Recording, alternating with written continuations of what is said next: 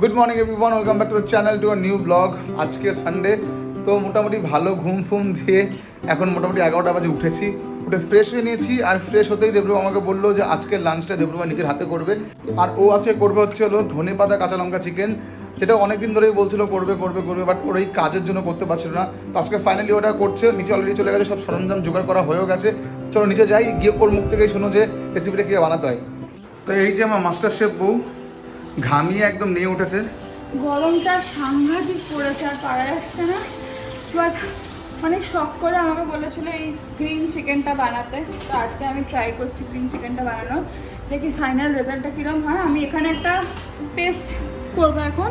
এতে আছে ধনেপাতা, কাঁচা লঙ্কা, লেবুর রস, নুন, আর আছে হচ্ছে একটু সর্ষের তেল। এটাকে পেস্ট করার পর এর সাথে আদা রসুন বাটা দিয়ে চিকেনটাকে ভালো করে ম্যারিনেট করবো, আর একটু দই দেবো।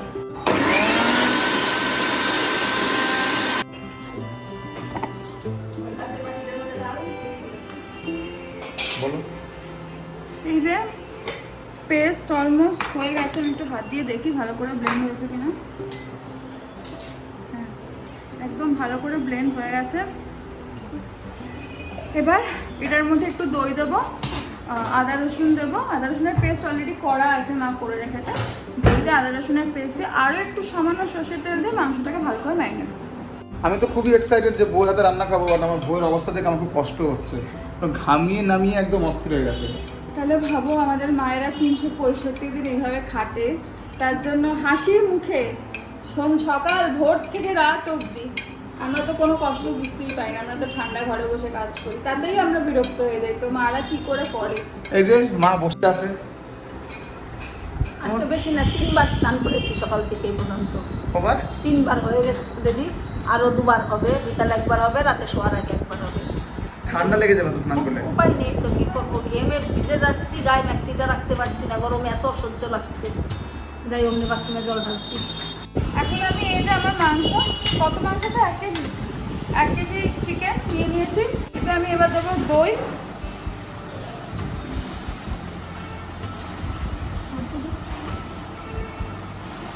দই দিলাম। এই পুরো পেস্টটা যেটা আমি করেছি, এটা একটু লিকুইড করেছি যাতে ভালো করে মাংসের সাথে এটা মেশাতে পারি। আমার তো দেখেই এখন থেকেই লোভ লাগছে, আর গন্ধটা যা ছেড়েছে না, হা হা হা। এই যে রসুন বাটা,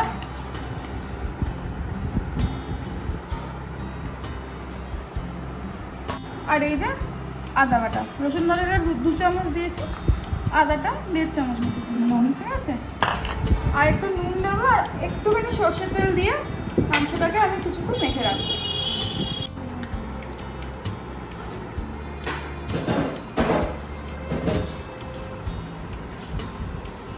এই যে আর ম্যারিনেট করা হয়ে গেছে। এরপরে এটাকে আমি ভাবছি 8 ঘন্টার মধ্যে রেখে দেবো, ফ্রিজে ঢুকিয়ে দেবো, যাতে জিনিসটা আরও ভালো করে বসে। তারপরে মেন রান্নাটা হবে। মাংস তো ওইদিকে ম্যারিনেট হচ্ছে, আর এতটাই গরম পড়েছে যে সবার নাজেহাল অবস্থা হয়ে গেছে। তাই একটা স্প্রাইট নিয়েছি আমরা। স্প্রাইটটা আমার ভাই জয় এনে দিয়েছে। এই যে স্প্রাইট, আর তার সাথে জলজিরা। এখন আমরা স্প্রাইট দিয়ে জলজিরা দিয়ে ড্রিঙ্ক বানাবো আর খাবো। আর মিন টাইম কতক্ষণ লাগবে মাংসটা হতে? পুরো রান্না হতে হ্যাঁ, পুরো রান্নাতে কতক্ষণ লাগবে? আরও 8 ঘন্টা। আমাদের হোমমেড শিকানজি তৈরি হচ্ছে। একটু মিন্ট লিভস হলে ভালো হতো। মিন্ট লিভস তো আছে, তাই না মা?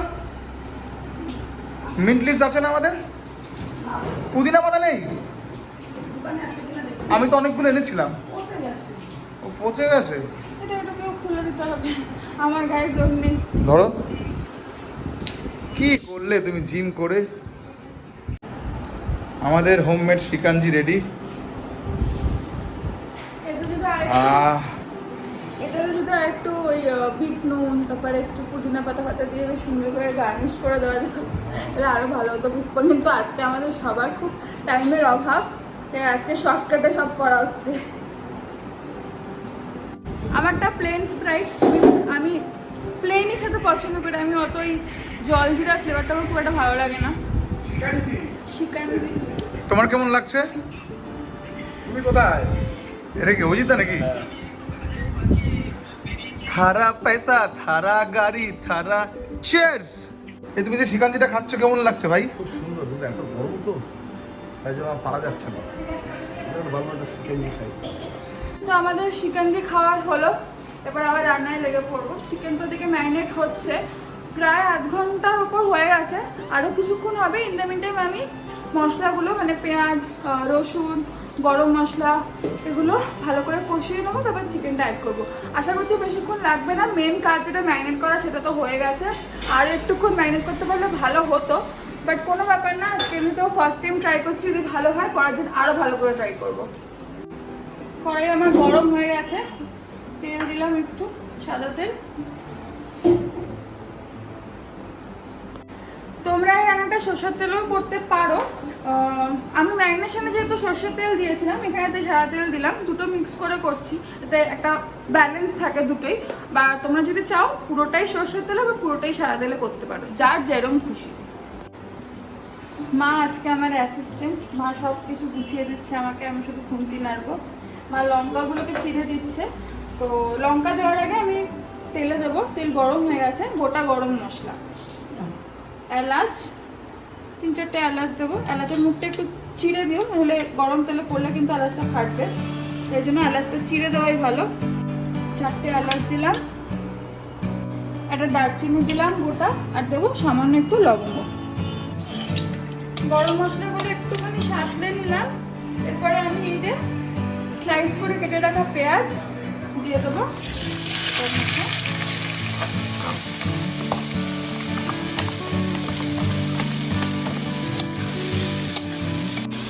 এর সাথে অ্যাড করবো কুচিয়ে রাখা রসুন।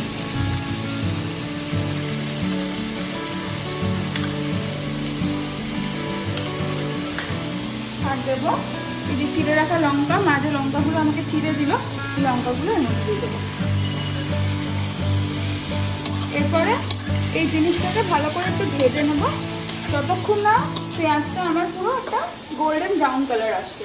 আর এটাকে পেঁয়াজটাকে ক্যারামেলাইজ করার জন্য আমরা একটুখানি সামান্য একটু পরিমাণে চিনি অ্যাড করবো। চিনির পরিমাণটা একদমই সামান্য, জাস্ট পেঁয়াজটাকে ক্যারামেলাইজ করার জন্য আমি এইটুকু চিনি অ্যাড করছি।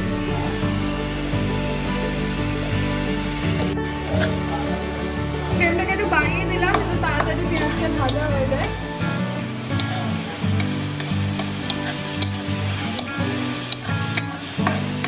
বউয়ের খাটনি আমি দেখতে পাচ্ছিলাম না, ও এত কষ্ট করছিল, তাই ভাবলাম যে আর কিছু না পারি, পেঁয়াজটা একটু গোল্ডেন ব্রাউন করিয়েছি।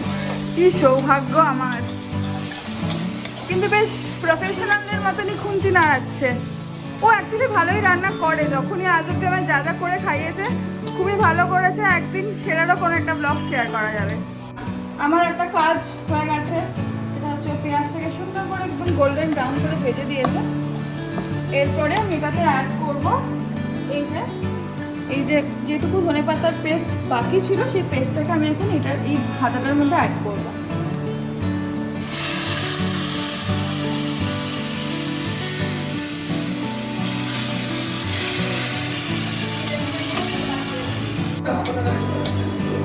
এইটা আমার পেঁয়াজ দিয়ে যেটা মশলাটা কষালাম, এটা কিন্তু দেখো কষানো হয়ে গেছে, এটা থেকে সুন্দর করে তেল ছাড়ছে। তো এরপরে ফাইনালি আমি যে মাংসটা ম্যারিনেট করে রেখেছিলাম এটা এর মধ্যে অ্যাড করবো।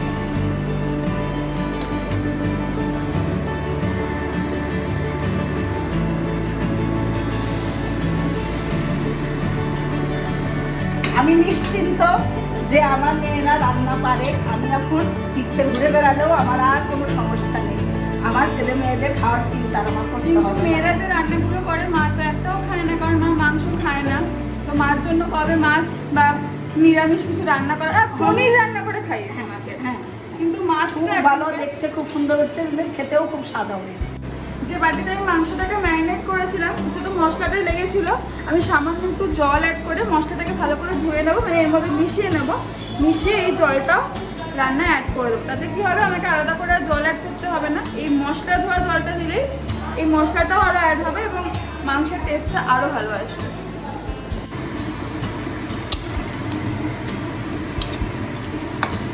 আমি এখন অ্যাজ এ টেস্টার কাজ করব, দেখি কেমন হয়েছে টেস্টটা।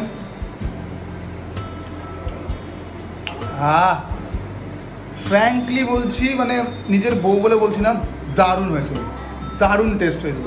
একটু নুন লাগবে না? ওটা তো আলাদা ব্যাপার যে নুন মশলা মানে স্বাদ অনুযায়ী আমাদের দিতে হবে, but overall it test heavenly. ধনে পাতা আর কাঁচা লঙ্কার যে ফ্লেভারটা সেটা খুব প্রমিনেন্ট ভাবে আসছে, দারুণ হয়েছে। মশলা কষানো সব ডান। এবার আমি জাস্ট ঢাকা দিয়ে মাংসটাকে সেদ্ধ করতে দেবো, তারপর একটুখানি গ্রেভিটা শুকাবো, কারণ এটা না বেশি ঝোল গ্রেভি হলে খেতে ভালো লাগবে না। আর রান্না করতে করতে হঠাৎ একটা জিনিস এর সাথে খেতে খুব, মানে এটার সাথে একটু ফ্রাইড রাইস বা জিরা রাইস এগুলো একটু বেশি ভালো লাগবে। তাই আমি ভাবছি একটু চটজলদি এটার সাথে একটু জিরা রাইস বানিয়ে নেবো, যাতে আজকে দুপুরে খাওয়াটা আরও জমে যাবে। মোটামুটি সব ডান। আমি গ্যাসটাকে সিম করে ঢাকা দিয়ে দিয়েছি, মাংসটা আস্তে আস্তে সেদ্ধ হোক আর গ্রেভিটা একটু শুকাবো যেরকম বললাম। কিন্তু আমি তাড়াতাড়ি গিয়ে স্নান করে আসবো, তো স্নান করে এসে তোমাদেরকে পুরো লুকটা শেয়ার করছি।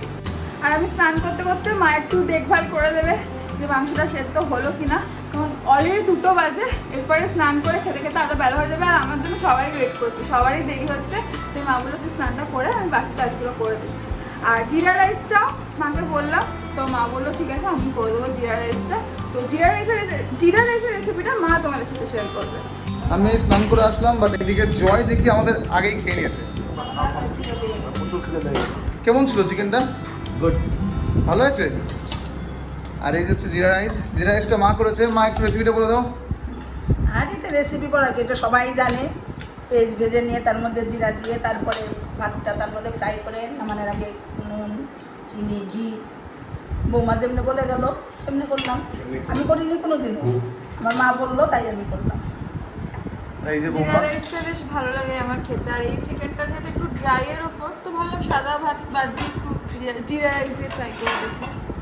আর এই যে হচ্ছে চিকেনটা, দেখতে কিন্তু সেরা লাগছে তাই না? জিরা রাইসটা আমি মুখে দিয়ে দেখেছি, দারুণ হয়েছে জিরা রাইসটা।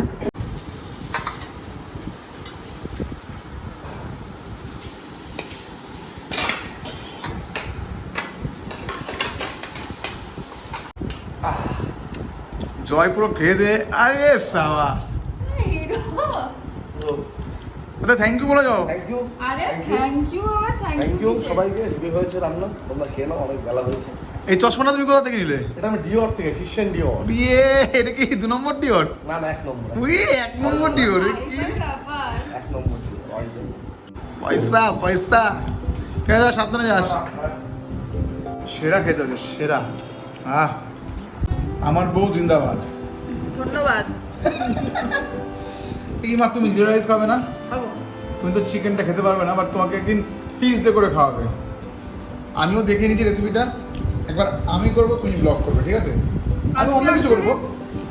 আজকে অ্যাকচুয়ালি ভেবেছিলাম ফিশ দিয়ে করবে, যাতে মাও খেতে পারে, বাট ফিশটা না লাস্ট মোমেন্টে পাওয়া যায়নি, তাই বাদ থেকে চিকেন দিয়ে করতে হয়েছে আজকে। ঠিক আছে, নেক্সট অসুবিধা নেই। তোমারটা ডিউ রইলো, ঠিক আছে? ফাইনালি খাওয়া দাওয়া কমপ্লিট। সানডে লাঞ্চটা পুরো সুপার ডুপার হিট। জিভের স্বাদগুলো এখনও লেগে আছে, এত সুন্দর টেস্ট ছিল। মানে সত্যি, মানে এরকম যদি রোজ রোজ খাবার পাই কী আর বলবো।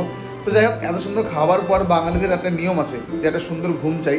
তো সেম জিনিসটা আমরাও করবো, একটা সুন্দর ঘুম দেবো। তো চলো আজকের ব্লগটা এখানে রাখছি, দেখা হচ্ছে নেক্সট ব্লগে। টিল দেন সবাই খুব ভালো থাকবে, সবাইকে অনেক অনেক ভালো রাখবে। টাটা।